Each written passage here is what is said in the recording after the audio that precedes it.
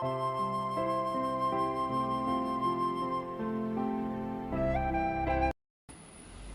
of conservation law from second and third law. അതായത് നമ്മൾ കഴിഞ്ഞ ക്ലാസ്സിൽ law of conservation of momentum പഠിച്ചായിരുന്നു. അതിൻ്റെ പ്രൂഫ് ന്യൂട്ടൻ്റെ സെക്കൻഡ് ലോയിൽ നിന്നും തേർഡ് ലോയിൽ നിന്നും പറയും. അപ്പോൾ law of conservation of momentum എന്താ പറയുന്നത്? ഒരു സിസ്റ്റത്തിൽ ആക്ട് ചെയ്യുന്ന ടോട്ടൽ എക്സ്റ്റേണൽ ഫോഴ്സ് എഫ് 0 ആണെങ്കിൽ നമുക്കറിയാം ന്യൂട്ടൻ്റെ സെക്കൻഡ് ലോ അനുസരിച്ച് F equal to D P by D T ആണ്. അല്ലയോ? F equal to D P by D T. Total external force 0 ആണെങ്കിൽ D P by D T equal to 0. D P by D T equal to 0 എന്ന് പറഞ്ഞു കഴിഞ്ഞാൽ എന്താണ്? Derivative of a constant ആണ് 0 എന്നത്. P എന്ന് പറയുന്നത് കോൺസ്റ്റന്റ് ആണ്. ഇതാണ് law of conservation of linear momentum. ഇനി അതിൻ്റെ പ്രൂഫ് പറയുകയാണ്. ഇപ്പോൾ എയും ബിയും രണ്ട് ഒബ്ജക്ട്സ് ആണ്. Having momentum. എ എന്ന് പറയുന്ന ഒബ്ജക്റ്റിൻ്റെ മൊമെൻറ്റമാണ് പി എ. ബി എന്ന് പറയുന്ന ഒബ്ജക്റ്റിൻ്റെ മൊമെൻറ്റമാണ് പി ബി. ഇനി എ എന്ന് പറയുന്ന ഒബ്ജക്റ്റ്, അതായത് ഒരു കുറച്ച് സമയം കഴിയുമ്പം എ എന്ന് പറയുന്ന ഒബ്ജക്റ്റും ബി എന്ന് പറയുന്ന ഒബ്ജക്റ്റും കൂടെ എന്ത് ചെയ്യുന്നു? കൊളൈഡ് ചെയ്യുന്നു. അപ്പോൾ എ ബിയിൽ ആക്ട് ചെയ്യുന്ന ഫോഴ്സാണ് എഫ്. തിരിച്ച് ബി എയിൽ ന്യൂട്ടൻ്റെ തേർഡ് ലോ അനുസരിച്ച് എ ബിയിൽ ഒരു ഫോഴ്സ് കൊടുക്കുമെങ്കിൽ അതിന് ഈക്വലും ഓപ്പോസിറ്റുമായിട്ടുള്ളൊരു ഫോഴ്സ് ആര് എക്ക് കൊടുക്കും? ബി എക്ക് കൊടുക്കും. അപ്പോൾ ബി എക്ക് കൊടുക്കുന്ന ഫോഴ്സാണ് മൈനസ് എഫ്. അപ്പോൾ ഇവ കുറച്ച് സമയം കഴിയുമ്പോൾ ഇവ കൊളൈഡ് ചെയ്യുന്നു. അപ്പോൾ എ ബിക്ക് കൊടുക്കുന്ന ഫോഴ്സാണ് എഫ്. തിരിച്ച് equal and opposite force B ആർക്ക് കൊടുക്കുന്നുണ്ട്? എക്ക് കൊടുക്കുന്നുണ്ട്. ആഫ്റ്റർ കൊളിഷൻ ഈ ഒബ്ജക്ട്സിൻ്റെ മൊമെൻറ്റം പി ഡാഷ് എയും പി ഡാഷ് ബിയുമാണ്. അങ്ങനെയാണെങ്കിൽ നമുക്ക് ഈ ഓരോ ഒബ്ജക്റ്റിൻ്റെയും ചേഞ്ച് ഇൻ മൊമെൻറ്റം എഴുതാം. അപ്പോൾ എ എന്ന് പറയുന്നത് ബിയിൽ കൊടുക്കുന്ന ഫോഴ്സ് എന്ന് പറയുന്നത് എഫ് ആണ്, അല്ലേ? ഒരു സ്മോൾ ഇൻ്റർവൽ ഓഫ് ടൈമിലല്ലേ അത് ആ ഫോഴ്സ് ആക്ട് ചെയ്യുന്നത്. അപ്പോൾ നമുക്ക് അതെന്താണെന്ന് എഴുതാം? എഫ് ഇൻറ്റു ഡി ടി എന്ന് എഴുതാം. അതായത് അവിടുത്തെ ഇമ്പൾസീവ് ഫോഴ്സ് അല്ലെങ്കിൽ ഇമ്പൾസ്. ഇനി തിരിച്ച് ഇതിപ്പോൾ എന്താണ്? എ ബിക്ക് കൊടുത്ത ഫോഴ്സ് ഇൻറ്റു ഡി ടി. അതായത് ആ ഇമ്പൾസീവ് ഫോഴ്സ് മൂലം ബിക്ക് ഉണ്ടായ ചേഞ്ച് ഇൻ മൊമെൻറ്റം. ഇനി അതേപോലെ എക്ക് ഉണ്ടായ മൊമെൻറ്റം എങ്ങനെയായിരിക്കും? Minus F into D T. അപ്പം ഇതെന്ന് പറഞ്ഞു കഴിഞ്ഞാൽ change in momentum of B ആണ്, അല്ലേ? ചേഞ്ച് ഇൻ മൊമെൻറ്റം ഓഫ് ബിയും ഇതെന്ന് പറഞ്ഞു കഴിഞ്ഞാലോ change in momentum of A ആണ്. ഇതെങ്ങനെ വായിക്കുന്നത്? Change in momentum of B. Change in momentum എങ്ങനെയാണ് കണ്ടുപിടിക്കുന്നത്? ബിയുടേത് മൊമെൻറ്റം ആഫ്റ്റർ കൊളിഷൻ, അല്ലേ? ആഫ്റ്റർ കൊളിഷനുള്ള momentum minus momentum before collision. അപ്പോൾ നമുക്കത് എങ്ങനെ എഴുതാം?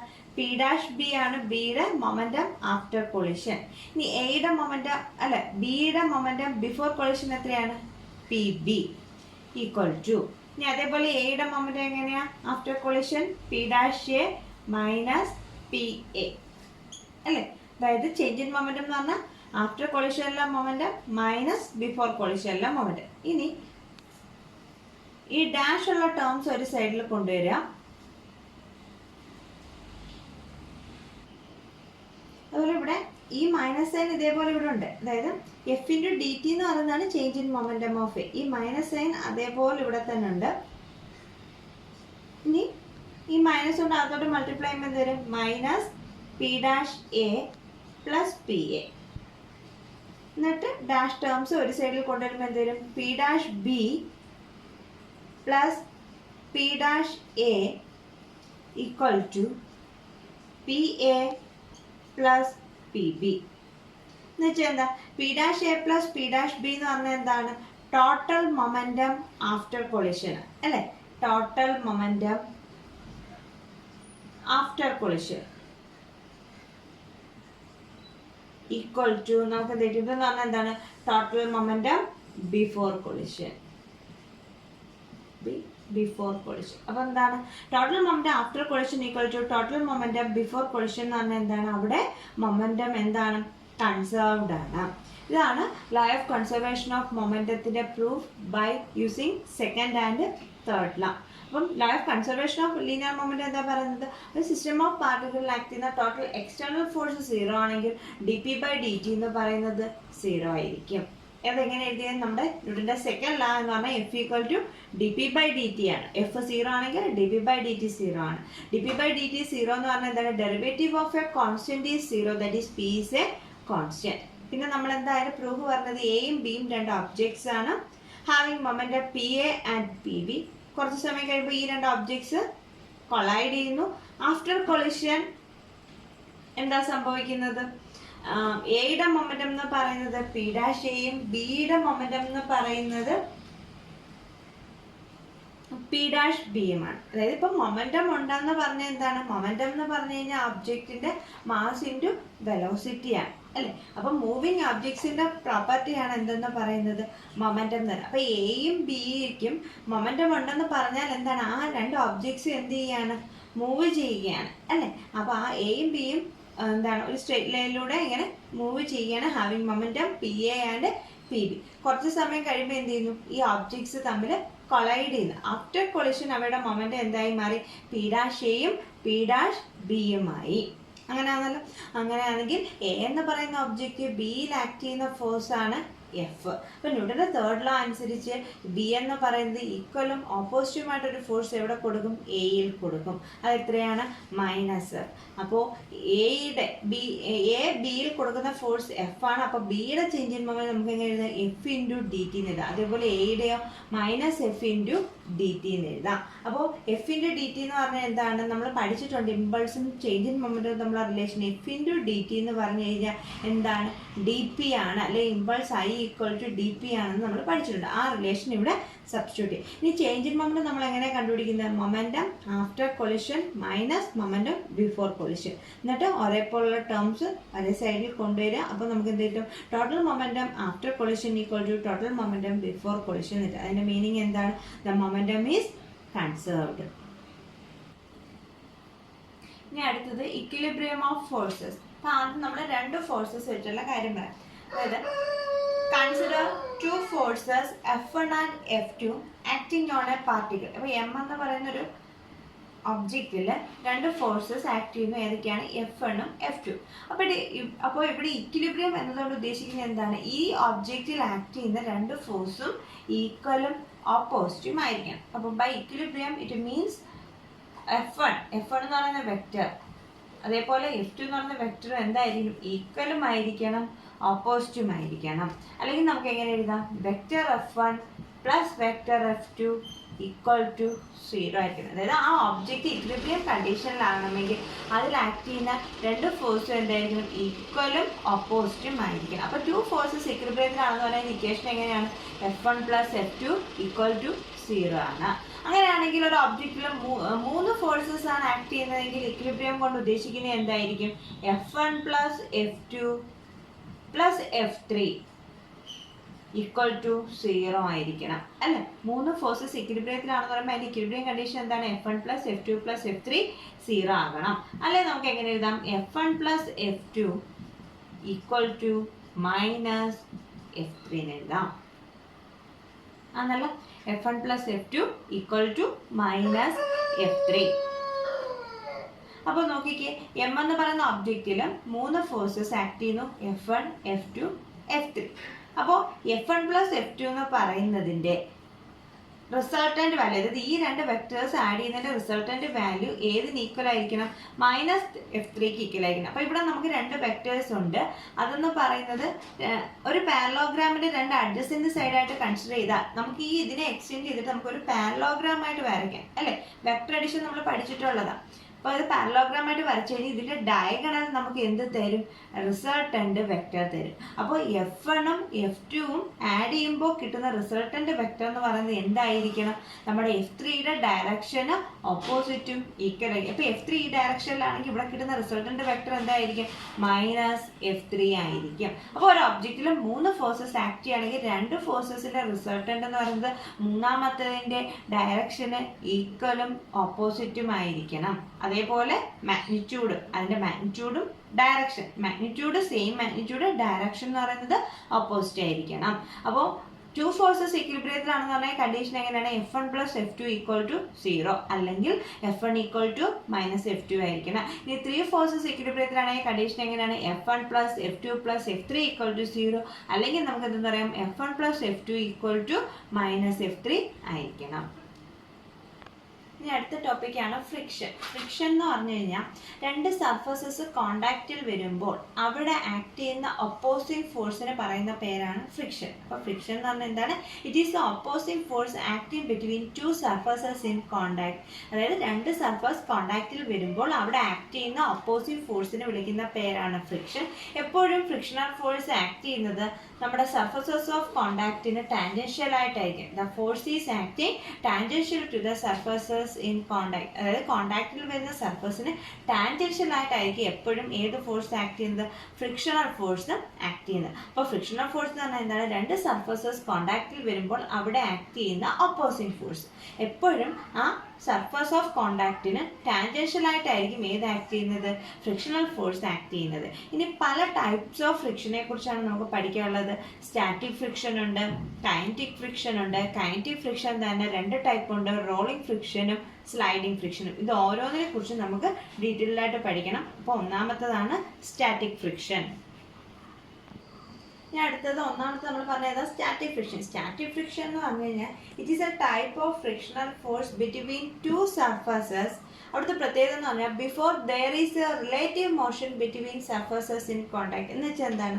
രണ്ട് സർഫസസ് കോണ്ടാക്റ്റിൽ വരുമ്പോൾ അവ തമ്മിൽ ഇപ്പോൾ ഇതൊരു ടേബിളാണ്. ഈ ടേബിളിൻ്റെ മുകളിൽ ഒരു ഒബ്ജക്റ്റിനെ വെച്ചിട്ടുണ്ട്.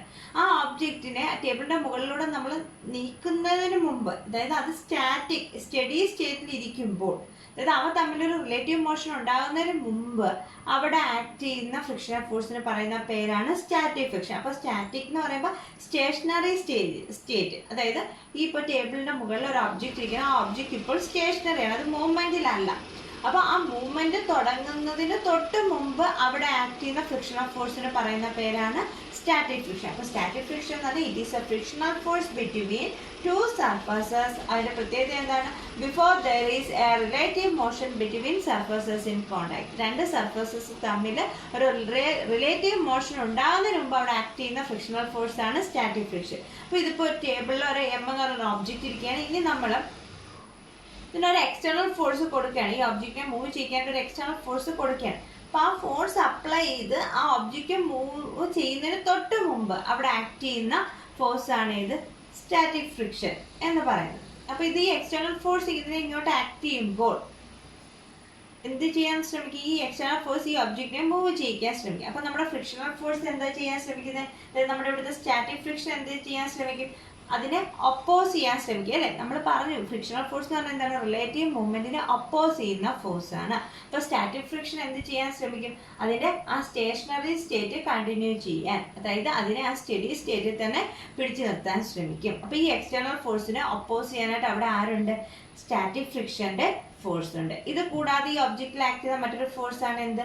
അതിന്റെ വെയിറ്റ് mg എന്ന് പറയുന്നത് എപ്പോഴും എന്തായിരിക്കും? വെർട്ടിക്കലി ഡൗൺവേർഡ് ആണ്. നമ്മൾ പറഞ്ഞു ഈ ഒബ്ജക്റ്റ് ഇവിടെ സ്റ്റേഷനറി ആയിട്ട് നിൽക്കുക എന്ന് പറയുമ്പോൾ ഈ mgയെ ബാലൻസ് ചെയ്യാനായിട്ട് അവിടെ മറ്റൊരു ഫോഴ്സ് ഉണ്ട്. എന്താണ്?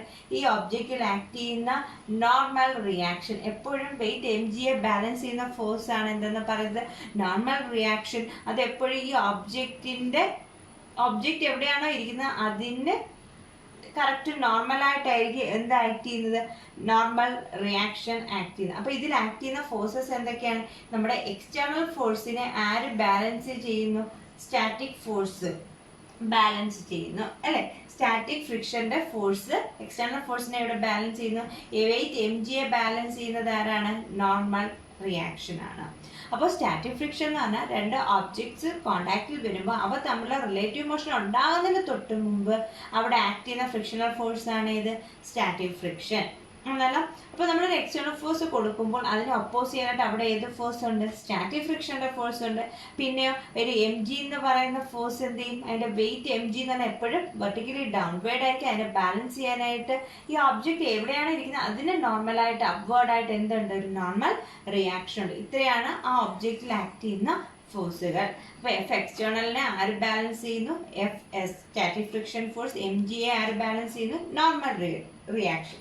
ഇനി എന്താണ് ലിമിറ്റിംഗ് സ്റ്റാറ്റിക് ഫ്രിക്ഷൻ എന്ന് പറഞ്ഞു കഴിഞ്ഞാൽ? ലിമിറ്റിംഗ് സ്റ്റാറ്റിക് ഫ്രിക്ഷൻ എന്ന് പറഞ്ഞു കഴിഞ്ഞാൽ ഫ്രിക്ഷണൽ ഫോഴ്സിന്റെ മാക്സിമം വാല്യൂ എന്താണ്? Fs maximum. ഫ്രിക്ഷണൽ ഫോഴ്സിന്റെ മാക്സിമം വാല്യൂ എന്ന് പറയുമ്പോൾ എന്താണ്? Maximum value of frictional force before the body just slides over the surface of another body. എന്ന് വെച്ചാൽ എന്താണ്? ഈ ഒബ്ജക്റ്റ് ഒരു ബോഡിയിൽ നിന്നും ഒരു ബോഡിയുടെ സർഫസിൽ മറ്റൊരു ഇപ്പോൾ എം എന്ന് പറഞ്ഞ ഒബ്ജക്റ്റ് ടേബിളിന്റെ മുകളിലൂടെ ജസ്റ്റ് സ്ലൈഡ് ചെയ്യാൻ പോകുന്നതിന് തൊട്ട് മുമ്പ് വരെ അവിടെ എന്തുണ്ട്? സ്റ്റാറ്റിക് ഫ്രിക്ഷൻ ഉണ്ട്. അപ്പോൾ ആ സ്റ്റാറ്റിക് ഫ്രിക്ഷന് എത്തിപ്പെടാവുന്ന മാക്സിമം വാല്യൂ അതിനെ പറയുന്ന പേരാണ് ലിമിറ്റിംഗ് സ്റ്റാറ്റിക് ഫ്രിക്ഷൻ. അപ്പോൾ limiting static friction is the maximum value of static friction. എന്താണ്?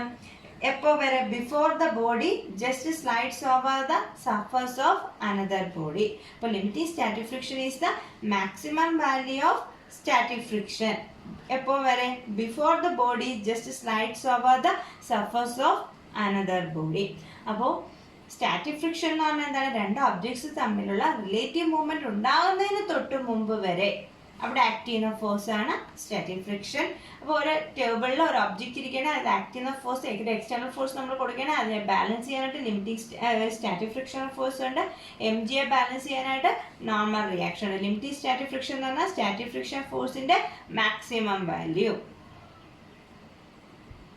ഇനി സ്റ്റാറ്റിക് ഫ്രിക്ഷനായിട്ട് ബന്ധപ്പെട്ട ലോകളാണ്. ഒന്നാമത്തത് Fs is independent of size of the body. അതായത് സ്റ്റാറ്റിക് ഫ്രിക്ഷൻ ഫോഴ്സ് എന്ന് പറയുന്നത് നമ്മൾ എടുക്കുന്ന ഒബ്ജക്റ്റിന്റെ സൈസിന് ഇൻഡിപെൻഡന്റ് ആണ്. ഏത് സൈസുള്ള ഒബ്ജക്റ്റ് ആണെന്നുള്ളതിന് അത് എന്ത് ചെയ്യുന്നില്ല? ഡിപ്പെൻഡ് ചെയ്യുന്നില്ല. അപ്പോൾ ഒന്നാമത്തെ law Fs is independent of size of the body. രണ്ടാമത്തെ ലോ എന്ന് പറഞ്ഞാൽ നമ്മൾ എടുക്കുന്ന സർഫസ് ഓഫ് കോണ്ടാക്റ്റിന്റെ നേച്ചറിനെ അത് എന്ത് ചെയ്യുന്നുണ്ട്? ഡിപ്പെൻഡ് ചെയ്യുന്നുണ്ട്. അതായത് it depends on the nature of the surfaces of contact. എന്നാൽ ഒബ്ജക്റ്റിന്റെ സൈസിന് ഇൻഡിപെൻഡന്റ് ആണ്, എന്നാൽ നമ്മൾ എടുക്കുന്ന സർഫസ് ഓഫ് കോണ്ടാക്റ്റിനെ ഡിപ്പെൻഡ് ചെയ്യുന്നുണ്ട്. നമ്മൾ നേരത്തെ പറഞ്ഞ മറ്റൊരു കാര്യമാണ് എപ്പോഴും ഇത് ആക്ട് ചെയ്യുന്നത് എങ്ങനെയാണ്? ടാൻജൻഷ്യൽ ആയിട്ടായിരിക്കും. മാത്രവുമല്ല അതിന്റെ മൂവ്മെന്റ് ഏത് ഡയറക്ഷനിലാണ് അതിനെ ഒപ്പോസ് ചെയ്യുന്ന ഡയറക്ഷനിലായിരിക്കും ആര് ആക്ട് ചെയ്യുന്നത്? Static frictional force. അപ്പൊ ആക്ട് ചെയ്യുന്നത് ടാൻജൻഷ്യൽ ആയിട്ടും ആയിരിക്കും. അതിന്റെ മൂവ്മെന്റ് ഏത് ഡയറക്ഷനിലാണോ അതിനെ ഒപ്പോസ് ചെയ്യുന്ന ഡയറക്ഷനിലായിരിക്കും സ്റ്റാറ്റിക് ഫ്രിക്ഷണൽ ഫോഴ്സ് ആക്ട് ചെയ്യുന്നത്. ഇനി നാലാമത്തെ ലോ എന്ന് പറഞ്ഞു കഴിഞ്ഞാൽ നമ്മൾ പറഞ്ഞു Fs മാക്സിമം എന്ന് പറഞ്ഞാൽ ലിമിറ്റിംഗ് സ്റ്റാറ്റിക് ഫ്രിക്ഷൻ. അത് എപ്പോഴും നോർമൽ റിയാക്ഷന് ഡയറക്ട്ലി പ്രൊപ്പോർഷണൽ ആയിരിക്കും. നാലാമത്തെ ലോ എന്താണ്? Limiting static friction is directly proportional to. അതായത് ലിമിറ്റിംഗ് സ്റ്റാറ്റിക് ഫ്രിക്ഷൻ എന്ന് പറഞ്ഞാൽ സ്റ്റാറ്റിക് ഫ്രിക്ഷന്റെ മാക്സിമം വാല്യൂ നോർമൽ റിയാക്ഷന് ഡയറക്ട്ലി പ്രൊപ്പോർഷണൽ ആയിരിക്കും. എന്താണ്?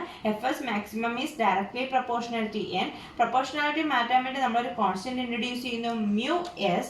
μsനെ നമ്മൾ വിളിക്കുന്ന പേരാണ് കോഎഫിഷ്യന്റ് ഓഫ് സ്റ്റാറ്റിക് ഫ്രിക്ഷൻ. എന്താണ്? Coefficient of static friction. അപ്പോൾ നാലാമത്തെ ലോ എന്താണ്? Limiting static friction is directly proportional to normal reaction. Proportionality constant ആണ് മ്യൂസ്. മ്യൂസിനെ പറയുന്ന പേരാണ് കോഎഫിഷ്യന്റ് ഓഫ് സ്റ്റാറ്റിക് ഫ്രിക്ഷൻ. നമ്മൾ പറഞ്ഞു n എന്ന് പറഞ്ഞാൽ നോർമൽ റിയാക്ഷൻ, അതിനെ ബാലൻസ് ചെയ്യുന്നത് ആരാണ്? ആ ഒബ്ജക്റ്റിന്റെ വെയിറ്റ് mg ആണ്. നേരത്തെ പറഞ്ഞു n ഈക്വൽ ടു mg ആണെന്ന് പറഞ്ഞു. അപ്പോൾ n-ന് പകരം നമുക്ക് എന്തെന്ന് കൊടുക്കാം? mg എന്ന് കൊടുക്കാം. അപ്പോൾ Fs maximum equal to mu s into mg. അതിൽ നിന്ന് മ്യൂസിന്റെ ഇക്വേഷൻ എങ്ങനെ എഴുതാം? Fs മാക്സിമം ബൈ mg എന്ന് എഴുതാം. അപ്പം ഒന്നാമത്തെ law Fs is independent of size of the body. ഒബ്ജക്റ്റിന്റെ സൈസിന് ഇൻഡിപെൻഡന്റ് ആണ്. നമ്മൾ എടുക്കുന്ന സർഫസസ് ഓഫ് കോണ്ടാക്റ്റിന്റെ നേച്ചറിനെ ഡിപ്പെൻഡ് ചെയ്യുന്നു. ടാൻജൻഷ്യൽ ആയിട്ട് ആക്ട് ചെയ്യുന്നത്. പിന്നെന്താ പറഞ്ഞത്? പിന്നെ റിലേറ്റീവ് മോഷനെ ഓപ്പോസ് ചെയ്യുന്ന ഡയറക്ഷനിലാണ് അത് ആക്ട് ചെയ്യുന്നത്. നാലാമത്തെ ലോ എന്താണ്? Fs മാക്സിമം എന്ന് പറഞ്ഞാൽ നോർമൽ റിയാക്ഷൻ ഡയറക്ട്ലി പ്രൊപ്പോർഷണൽ ആണ്. അല്ലെങ്കിൽ Fs maximum equal to mu s into n എന്ന് എഴുതാം. ഇനി ഈ നോർമൽ റിയാക്ഷൻ എന്ന് പറയുന്നത് അതിനെ ബാലൻസ് ചെയ്യുന്നത് ആരാണ്? mg ആണ്. അതിന്റെ വെയിറ്റ് mg ആണ്. അതായത് Fs maximum equal to mu s into mg എന്ന് എഴുതാം. മ്യൂസിനെ വിളിക്കുന്ന പേരാണ് കോഎഫിഷ്യന്റ് ഓഫ് സ്റ്റാറ്റിക് ഫ്രിക്ഷൻ എന്ന് പറയും. അപ്പോൾ മ്യൂസിന്റെ വാല്യൂ എന്താ വരും? Fs മാക്സിമം ബൈ mg എന്ന് കിട്ടും. അടുത്തത് കൈനറ്റിക് ഫ്രിക്ഷൻ അല്ലെങ്കിൽ ഡൈനാമിക് ഫ്രിക്ഷൻ എന്ന് പറയും. നേരത്തെ നമ്മൾ പറഞ്ഞ രണ്ട് സർഫസസ് തമ്മിലൊരു റിലേറ്റീവ് മോഷൻ ഉണ്ടാകുന്നതിന് തൊട്ട് മുമ്പുള്ളതാണ് സ്റ്റാറ്റിക് ഫ്രിക്ഷൻ എന്ന് പറയുന്നത്. അപ്പോൾ കൈനറ്റിക് ഫ്രിക്ഷൻ എന്തായിരിക്കും? രണ്ട് സർഫസസ് തമ്മിലൊരു റിലേറ്റീവ് മോഷൻ ഉണ്ടാകുമ്പോൾ അവിടെ ആക്ട് ചെയ്യുന്ന ഫ്രിക്ഷണൽ ഫോഴ്സ് ആണ് ഇത് കൈനറ്റിക് ഫ്രിക്ഷൻ. അപ്പോൾ എന്താണ്? It is a friction between two surfaces in contact if there is any relative motion between the two surface. രണ്ട് സർഫസസ് തമ്മിൽ ഒരു റിലേറ്റീവ് മോഷൻ ഉണ്ടെങ്കിൽ അവിടെ ആക്ട് ചെയ്യുന്ന ഫ്രിക്ഷണൽ ഫോഴ്സ് ആണ് ഇത് കൈനറ്റിക് ഫ്രിക്ഷൻ. അപ്പോൾ ഇതാണ് നമ്മൾ ആക്ട് ചെയ്യുന്ന എക്സ്റ്റേണൽ ഫോഴ്സ് എങ്കിൽ കൈനറ്റിക് ഫ്രിക്ഷൻ എന്തായിരിക്കും? ആ മൂവ്മെന്റിനെ ഒപ്പോസ് ചെയ്യുന്ന ഡയറക്ഷനിലായിരിക്കും ആക്ട് ചെയ്യുന്നത്. അതേപോലെ മറ്റു ഫോഴ്സസ് ഏതൊക്കെയാണ്? mg യും അതിനെ ബാലൻസ് ചെയ്യാനായിട്ട് എന്തുണ്ടാവും? ഒരു നോർമൽ റിയാക്ഷനും. അപ്പോൾ രണ്ട് ഫോഴ്സസ് സർഫസസ് തമ്മിൽ റിലേറ്റീവ് മോഷൻ ഇല്ലെങ്കിൽ അവിടെ ഉണ്ടാകുന്നതാണ് സ്റ്റാറ്റിക് ഫ്രിക്ഷൻ. റിലേറ്റീവ് മോഷൻ ഉണ്ടെങ്കിൽ അവിടെ ഉണ്ടാകുന്നതാണ് കൈനറ്റിക് ഫ്രിക്ഷൻ. അപ്പോൾ ഇവിടെ നമുക്ക് എന്തെന്ന് പറയാം? കൈനറ്റിക് ഫ്രിക്ഷൻ എന്ന് പറയുന്നത് ഇവിടെ എക്സ്റ്റേണൽ ഫോഴ്സിനെ ബാലൻസ് ചെയ്യുന്നു. വെയിറ്റ് mg എന്ന് പറയുന്നത് ആരെ ബാലൻസ് ചെയ്യുന്നു? നോർമൽ റിയാക്ഷനെ ബാലൻസ് ചെയ്യുന്നു. അപ്പോൾ രണ്ട് സർഫസസ് തമ്മിൽ റിലേറ്റീവ് മോഷൻ ഉണ്ടെങ്കിൽ അവിടെ ആക്ട് ചെയ്യുന്ന ഫ്രിക്ഷണൽ ഫോഴ്സ് ആണ് കൈനറ്റിക് ഫ്രിക്ഷൻ. രണ്ട് സർഫസസ് തമ്മിൽ റിലേറ്റീവ് മോഷൻ ഉണ്ടാകുന്നതിന് തൊട്ട് മുമ്പ് ആക്ട് ചെയ്യുന്നതാണ് സ്റ്റാറ്റിക് ഫ്രിക്ഷൻ. ഇനി കൈനറ്റിക് ഫ്രിക്ഷൻ തന്നെ രണ്ട് ടൈപ്പ് ഉണ്ട്. ഏതൊക്കെയാണ്? റോളിംഗ് ഫ്രിക്ഷനും സ്ലൈഡിംഗ് ഫ്രിക്ഷനും. റോളിംഗ് ഫ്രിക്ഷനും സ്ലൈഡിംഗ് ഫ്രിക്ഷനും. ഇനി കൈനറ്റിക് ഫ്രിക്ഷനായിട്ട് ബന്ധപ്പെട്ട ലോസ് ഏതൊക്കെയാണെന്ന് ചോദിച്ചാൽ, ഒന്നാമത്തത് കൈനറ്റിക് ഫ്രിക്ഷന് ഒരു കോൺസ്റ്റന്റ് വാല്യൂ ആണുള്ളത്. അത് എപ്പോഴും അത് നമ്മൾ എടുക്കുന്ന സർഫസസ് ഓഫ് കോണ്ടാക്റ്റിന്റെ നേച്ചറിനെ എന്ത് ചെയ്യുന്നു? ഡിപ്പെൻഡ് ചെയ്യുന്നു. അപ്പോൾ എന്താണ്? It has a constant value and it depends on the nature of surfaces of contact. നമ്മൾ എടുക്കുന്ന സർഫസസ് ഓഫ് കോണ്ടാക്റ്റിന്റെ നേച്ചറിനെ ഡിപ്പെൻഡ് ചെയ്യുന്നുണ്ട്. ഇനി നമ്മൾ എടുക്കുന്ന സർഫസിന്റെ റിലേറ്റീവ് വെലോസിറ്റിക്ക് അതെന്താണ്? ഇൻഡിപെൻഡന്റ് ആണ്. അപ്പോൾ ഒന്നാമത്തെ ലോ എന്ന് പറഞ്ഞാൽ it has a constant value and it depends on the nature of surface of കോണ്ടാക്റ്റിന്റെ നേച്ചറിനെ ഡിപ്പെൻഡ് ചെയ്യുന്നുണ്ട്. പക്ഷേ സർഫസ് ഓഫ് കോണ്ടാക്റ്റിന്റെ റിലേറ്റീവ് വെലോസിറ്റിക്ക് അതെന്താണ്? ഇൻഡിപെൻഡന്റ് ആണ്. ഇനി മൂന്നാമത്തെ ലോ എന്ന് പറഞ്ഞു കഴിഞ്ഞാൽ നേരത്തെ നമ്മൾ പറഞ്ഞുകൊണ്ട് തന്നെ കൈനറ്റിക് ഫ്രിക്ഷൻ എന്ന് പറയുന്നത് നോർമൽ റിയാക്ഷൻ ഡയറക്ട്ലി പ്രൊപ്പോർഷണൽ ആണ്. സ്റ്റാറ്റിക് ഫ്രിക്ഷനും നോർമൽ റിയാക്ഷൻ ഡയറക്ട്ലി പ്രൊപ്പോർഷണൽ ആണ്. അതേപോലെ തന്നെ കൈനറ്റിക് ഫ്രിക്ഷനും നോർമൽ റിയാക്ഷന് ഡയറക്ട്ലി പ്രൊപ്പോർഷണൽ ആണ്. അപ്പോൾ പ്രൊപ്പോർഷണാലിറ്റി മാറ്റാൻ വേണ്ടി ഇവിടെ നമ്മൾ ഇൻട്രൊഡ്യൂസ് ചെയ്യുന്ന കോൺസ്റ്റന്റ് ആണ് മ്യൂ കെ എന്ന് പറയും. അതായത് കോഎഫിഷ്യന്റ് ഓഫ് കൈനറ്റിക് ഫ്രിക്ഷൻ. അപ്പോൾ നമുക്ക് ഇക്വേഷൻ എങ്ങനെ എഴുതാം? F K equal to mu K into N എന്ന് എഴുതാം. എൻ എന്ന് പറയുന്നത് ഏതിന് ഈക്വൽ ആണ്? എം ജിക്ക് ഈക്വൽ ആണ്. അപ്പം mu K into M G എന്ന് എഴുതാം. ഇത് ഇക്വേഷൻ തന്നെ നമ്മൾ റോളിംഗ് ഫ്രിക്ഷന്റെ കേസിൽ എങ്ങനെ എഴുതാൻ പറ്റും? അപ്പോൾ റോളിംഗ് ഫ്രിക്ഷൻ എന്ന് പറയുന്നത് റോളിംഗ് ഫ്രിക്ഷണൽ ഫോഴ്സ് എന്ന് പറയുന്നത് ഡയറക്ട്ലി പ്രൊപ്പോർഷണൽ എന്താണ്? നോർമൽ റിയാക്ഷൻ ആണ്. അല്ലെങ്കിൽ നമുക്ക് എന്താണെന്ന് എഴുതാം? F R equal to mu R into N അല്ലെങ്കിൽ mu R into M G എന്ന് എഴുതാം. മ്യൂ ആർ എന്ന് പറഞ്ഞാൽ എന്തായിരിക്കും? അപ്പോൾ കോഎഫിഷ്യന്റ് ഓഫ് റോളിംഗ് ഫ്രിക്ഷൻ. അപ്പോൾ ഫ്രിക്ഷൻ എന്ന് പറഞ്ഞാൽ എന്താണ്? രണ്ട് സർഫസസ് കോണ്ടാക്റ്റിൽ വരുമ്പോൾ അവിടെ ഉണ്ടാകുന്ന ഒപ്പോസിറ്റ് ഫോഴ്സ് അത് എപ്പോഴും ടാൻജൻഷ്യൽ ആയിട്ടായിരിക്കും ആക്ട് ചെയ്യുന്നതെന്ന് പറഞ്ഞു. അതാണ് രണ്ട് ടൈപ്പ് ഉണ്ട്, സ്റ്റാറ്റിക്കും കൈനറ്റിക്കും. സ്റ്റാറ്റിക് എന്ന് പറഞ്ഞു കഴിഞ്ഞാൽ രണ്ട് സർഫസസ് തമ്മിൽ റിലേറ്റീവ് മൂവ്മെന്റ് ഉണ്ടാകുന്നതിന് തൊട്ട് മുമ്പുള്ളത് സ്റ്റാറ്റിക് ഫ്രിക്ഷനും റിലേറ്റീവ് മൂവ്മെന്റ് ഉണ്ടായി കഴിയുമ്പോൾ ഉള്ളതാണ് കൈനറ്റിക് ഫ്രിക്ഷനും. ഇനി പിന്നെ സ്റ്റാറ്റിക് ഫ്രിക്ഷൻ ആണ് അവിടെ ആക്ട് ചെയ്യുന്ന ഫോഴ്സസ് എക്സ്റ്റേണൽ ഫോഴ്സ്, അതിനെ ബാലൻസ് ചെയ്യാനായിട്ട് static frictional force, then weight M G, അതിനെ ബാലൻസ് ചെയ്യാനായിട്ട് നോർമൽ റിയാക്ഷൻ. ഇവിടെ ആണെങ്കിൽ എക്സ്റ്റേണൽ ഫോഴ്സിനെ ബാലൻസ് ചെയ്യാനായിട്ട് കൈനറ്റിക് ഫ്രിക്ഷന്റെ ഫോഴ്സ്. ഇനി ഇവിടുത്തെ ലോ എന്തൊക്കെയാണ്? ഇതിനൊരു കോൺസ്റ്റന്റ് വാല്യൂ ആണ്. നമ്മൾ എടുക്കുന്ന സർഫസ് ഓഫ് കോണ്ടാക്റ്റിന്റെ നേച്ചറിനെ ഡിപ്പെൻഡ് ചെയ്യുന്നുണ്ട്. പക്ഷേ ഇവിടെ റിലേറ്റീവ് വെലോസിറ്റിക്ക് ഇതെന്താണ്? ഇൻഡിപെൻഡന്റ് ആണ്. സ്റ്റാറ്റിക് ഫ്രിക്ഷൻ ആയാലും കൈനറ്റിക് ഫ്രിക്ഷൻ ആയാലും റോളിംഗ് ഫ്രിക്ഷൻ ആയാലും ഏതിന് ഡയറക്ട്ലി പ്രൊപ്പോർഷണൽ ആയിരിക്കും? നോർമൽ റിയാക്ഷന് ഡയറക്ട്ലി പ്രൊപ്പോർഷണൽ ആയിരിക്കും. അവിടെ എടുക്കുന്ന പ്രൊപ്പോർഷണാലിറ്റി കോൺസ്റ്റന്റ് സ്റ്റാറ്റിക് ഫ്രിക്ഷൻ ആണെങ്കിൽ coefficient of static friction, kinetic friction ആണെങ്കിൽ coefficient of kinetic friction, rolling friction ആണെങ്കിൽ കോഎഫിഷ്യന്റ് ഓഫ് റോളിംഗ് ഫ്രിക്ഷൻ ആയിരിക്കും. അടുത്തത് ആംഗിൾ ഓഫ് ഫ്രിക്ഷനും ആംഗിൾ ഓഫ് റിപ്പോസും ആണ് പറയേണ്ടത്. ആംഗിൾ ഓഫ് ഫ്രിക്ഷനെ നമ്മൾ ആൽഫ എന്ന് പറഞ്ഞ ലെറ്റർ കൊണ്ടാണ് ഡിനോട്ട് ചെയ്യുന്നത്. അപ്പോൾ നമ്മൾ നേരത്തെ സ്റ്റാറ്റിക് ഫ്രിക്ഷൻ പറഞ്ഞ കേസാണ് ഇവിടെ പറയുന്നത്. ഇപ്പോൾ ഒരു ടേബിളിൽ എം എന്ന് പറഞ്ഞ ഒരു ഒബ്ജക്റ്റ് ഇരിക്കുന്നു. അതിൽ ആക്ട് ചെയ്യുന്ന ഫോഴ്സ് പറയുമ്പോൾ ഒന്ന് എക്സ്റ്റേണൽ ഫോഴ്സ്, പിന്നെ അതിൻ്റെ maximum value of limiting static friction, പിന്നെ എം ജി എന്ന് പറഞ്ഞാൽ വെർട്ടിക്കലി ഡൗൺവേർഡ് ആയിരിക്കും, നോർമൽ റിയാക്ഷൻ. ഇത്രയും കാര്യങ്ങൾ നമ്മൾ നേരത്തെ പറഞ്ഞു. ഒരു ഒബ്ജക്റ്റ് സ്റ്റേഷനായിട്ടിരിക്കുകയാണെങ്കിൽ അതിൽ ആക്ട് ചെയ്യുന്ന ഫോഴ്സസ്. അപ്പോൾ ഈ എഫ് എസ് മാക്സിമം എന്ന് പറഞ്ഞാൽ ലിമിറ്റിംഗ് സ്റ്റാറ്റിക് ഫ്രിക്ഷൻ ആണ്. എൻ എന്ന് പറഞ്ഞു കഴിഞ്ഞാൽ അവിടുത്തെ നോർമൽ റിയാക്ഷൻ. അപ്പോൾ ഈ രണ്ട് വെക്ടേഴ്സിനെയും കൂടെ നമുക്ക് പ്രൊഡ്യൂസ് ചെയ്ത് നമുക്ക് എന്താക്കി മാറ്റാം? ഒരു പാരലോഗ്രാം ആക്കി മാറ്റിയാൽ അതിൻ്റെ ഡയഗണൽ നമുക്ക് എന്ത് തരും? ഈ രണ്ട് വെക്ടേഴ്സിൻ്റെയും കൂടെ റിസൾട്ടന്റ് വെക്ടർ തരും അല്ലേ? അതായത് എഫ് എസ് മാക്സിമത്തിൻ്റെയും നോർമൽ റിയാക്ഷൻ്റെയും റിസൾട്ടന്റ് വെക്ടർ ആണ് എന്തെന്ന് പറയുന്നത്? എസ് എന്ന് പറയുന്നത്. അപ്പോൾ ഈ റിസൾട്ടന്റ് വെക്ടറും നോർമൽ റിയാക്ഷനും തമ്മിൽ മേക്ക് ചെയ്യുന്ന ആംഗിളിന് നമ്മൾ പറയുന്ന പേരാണ് ആൽഫ എന്ന് പറയാം. അപ്പോൾ ആംഗിൾ ഓഫ് ഫ്രിക്ഷൻ എന്ന് പറഞ്ഞു കഴിഞ്ഞാൽ എന്താണ്? It is the angle between normal reaction and the resultant vector S. Resultant vector S എന്ന് പറഞ്ഞാൽ ഏതിൻ്റെയൊക്കെയാണ്? എഫ് എസ് മാക്സിമത്തിൻ്റെയും നോർമൽ റിയാക്ഷൻ്റെയും റിസൾട്ടന്റ് ആണ് ഈ എസ് വെക്ടർ. എസ് വെക്ടറും നോർമൽ റിയാക്ഷനും തമ്മിലുള്ള ആംഗിളിനെ പറയുന്ന പേരാണ് ആംഗിൾ ഓഫ് ഫ്രിക്ഷൻ. അപ്പോൾ ആംഗിൾ ഓഫ് ഫ്രിക്ഷൻ എന്ന് പറയുന്നതിന് നമ്മൾ ആൽഫ എന്ന് പറയുന്ന ലെറ്റർ കൊണ്ടാണ് ഡിനോട്ട് ചെയ്യുന്നത്. Angle of friction is the angle between normal reaction and resultant S vector. അപ്പൊ അതിൽ നിന്ന് നമുക്ക് ടാൻ ആൽഫ എങ്ങനെ കണ്ടുപിടിക്കാം? ടാൻ ആൽഫ എന്ന് പറഞ്ഞു കഴിഞ്ഞാൽ ഈ ഓപ്പോസിറ്റ് സൈഡ് ഇത് എഫ് എസ് മാക്സിമം ആണെങ്കിൽ ഇത് എന്തായിരിക്കും? എഫ് എസ് മാക്സിമം ആയിരിക്കും അല്ലേ? ഇത് ഈ ഡിസ്റ്റൻസ് ആണ് എഫ് എസ് മാക്സിമം. അപ്പോൾ ഈ ഡിസ്റ്റൻസും എന്തായിരിക്കും എഫ് എസ് മാക്സിമം ആയിരിക്കും. അപ്പോൾ നോർമൽ ടാൻ ആൽഫ എന്ന് പറഞ്ഞു കഴിഞ്ഞാൽ എന്തായിരിക്കും opposite side F S maximum by adjacent side എന്താണ് ഇതിനെ നമ്മൾ എൻ എന്നാണ് എടുക്കുന്നത്. നമുക്കറിയാം F S maximum is directly proportional to അല്ലേ, F S maximum is directly proportional to N അല്ലെങ്കിൽ മ്യൂസ് ഇൻറ്റു എൻ എന്ന് നമ്മൾ പഠിച്ചു. അപ്പോൾ F S maximum by N എന്ന് പറഞ്ഞു കഴിഞ്ഞാൽ എന്തായിരിക്കും മ്യൂസ് ആയിരിക്കും. അപ്പോൾ ടാൻ ആൽഫ ഈക്വൽ ടു എന്തെന്ന് കിട്ടും മ്യൂസ് എന്ന് കിട്ടും. അല്ലെങ്കിൽ tan of angle of friction is equal to എന്താണ് കോഎഫിഷ്യന്റ് ഓഫ് സ്റ്റാറ്റിക് ഫ്രിക്ഷൻ ആണെന്ന് പറയാം. എന്താണ് tan of angle of friction is equal to coefficient of static friction. അപ്പോൾ ആംഗിൾ ഓഫ് ഫ്രിക്ഷൻ എന്ന് പറഞ്ഞാൽ എന്താണ് നോർമൽ റിയാക്ഷനും എഫ് എസ് മാക്സിമം നോർമൽ റിയാക്ഷനും തമ്മിലുള്ള റിസൾട്ടന്റ് തമ്മിലുള്ള ആംഗിളിനെ പറയുന്ന പേരാണ് ആംഗിൾ ഓഫ് ഫ്രിക്ഷൻ. അതിൽ നിന്ന് ടാൻ ആൽഫ കണ്ടുപിടിക്കുമ്പോൾ നമുക്ക് എന്ത് കിട്ടും opposite side by adjacent side F S maximum by N. F S maximum എന്ന് പറഞ്ഞാൽ മ്യൂസ് ഇൻറ്റു എൻ ആണ് നമ്മൾ നേരത്തെ പഠിച്ചത് ലോ ഓഫ് സ്റ്റാറ്റിക് ഫ്രിക്ഷനിൽ. അപ്പോൾ F S maximum by N ചെയ്യുമ്പോൾ നമുക്ക് എത്ര കിട്ടും മ്യൂസ് കിട്ടും. അപ്പോൾ നമുക്ക് കിട്ടുന്ന റിലേഷൻ എന്താണ് tan alpha equal to mu s, അതായത് tan of angle of friction equal to coefficient of static friction എന്ന് കിട്ടും. ഇനി അടുത്തത് ആംഗിൾ ഓഫ് റീപോസ് തീറ്റ അല്ലെങ്കിൽ സ്ലൈഡിംഗ് ആംഗിൾ അല്ലെങ്കിൽ ബാങ്കിങ് ആംഗിൾ എന്ന് പറയും. ഇതെന്ന് പറഞ്ഞാൽ നമ്മുടെ ഒരു levelled surface, correct horizontal surface. ഇതെന്ന് പറഞ്ഞാൽ നമ്മുടെ ഇൻക്ലൈൻഡ് സർഫസ്. അപ്പോൾ ഇതെന്ന് പറഞ്ഞാൽ നമ്മുടെ ഒരു ലെവൽഡ് സർഫസും ഇതിൽ നിന്ന് അല്പം ഇൻക്ലൈൻ ചെയ്ത സർഫസ് ആണ് ഇത്. അപ്പോൾ ഈ ലെവൽഡ് സർഫസും ഇൻക്ലൈൻഡ് സർഫസും തമ്മിൽ ഒരു ആംഗിൾ ഉണ്ടാവും. ആ ആംഗിളിനെ പറയുന്ന പേരാണ് ആംഗിൾ ഓഫ് റിപ്പോസ് അല്ലെങ്കിൽ സ്ലൈഡിംഗ് ആംഗിൾ അല്ലെങ്കിൽ ബാങ്കിങ് ആംഗിൾ എന്ന് പറയും. എന്താണ് ആംഗിൾ ഓഫ് റിപ്പോസ് പറഞ്ഞാൽ it is the angle between horizontal സർഫസും ഇൻക്ലൈൻഡ് സർഫസും തമ്മിൽ ഈ ആംഗിളിനെ പറയുന്ന പേരാണ് ആംഗിൾ ഓഫ് റിപ്പോസ്. അപ്പോൾ ഇങ്ങനെ ഒരു ഇൻക്ലൈൻഡ് സർഫസിലാണ് ഒരു ഒബ്ജക്റ്റ് ഇരിക്കുന്നതെങ്കിൽ അതിൽ ആക്ട് ചെയ്യുന്ന ഫോഴ്സസ് ഏതൊക്കെയാണ്? ഇപ്പോൾ ഈ ഒബ്ജക്റ്റ് ഇൻക്ലൈൻഡ് സർഫസിലാണെങ്കിൽ അത് എപ്പോഴും എങ്ങോട്ടേക്ക് മൂവ് ചെയ്യാൻ ശ്രമിക്കുക, താഴേക്ക് മൂവ് ചെയ്യാൻ ശ്രമിക്കുക. അപ്പോൾ കോഎഫിഷ്യന്റ് ഓഫ് സ്റ്റാറ്റിക് ഫ്രിക്ഷൻ എന്ത് ചെയ്യാൻ ശ്രമിക്കുക, അതിനെ ഒപ്പോസ് ചെയ്യും. ഇതാണ് അപ്പോൾ സ്റ്റാറ്റിക് ഫ്രിക്ഷന്റെ മാക്സിമം വാല്യൂ എത്രയാണ് എഫ് എസ് മാക്സിമം. ഞാൻ പറഞ്ഞു എപ്പോഴും ഒബ്ജക്റ്റ് ഇരിക്കുന്നതിന് നേരെ വെർട്ടിക്കലി ഒബ്ജക്റ്റ് ഇരിക്കുന്നതിന് വെർട്ടിക്കലി അപ്വേർഡ് ആയിട്ടാണ് ആര് വരുന്നത് നോർമൽ റിയാക്ഷൻ. പക്ഷേ weight M G object inclined ആയിട്ട് ഇരുന്നാലും എങ്ങനെ ഇരുന്നാലും എം ജി എങ്ങനെയായിരിക്കും വെർട്ടിക്കലി ഡൗൺവേർഡ് ആയിരിക്കും. അപ്പോൾ കറക്റ്റ് ഈ നോർമൽ റിയാക്ഷനെ ബാലൻസ് ചെയ്യാൻ ആര് വരുന്നില്ല എം ജി വരുന്നില്ല. എം ജി എന്ന് പറയുന്നത് ഇതാണ് ഇങ്ങനെയാണ്.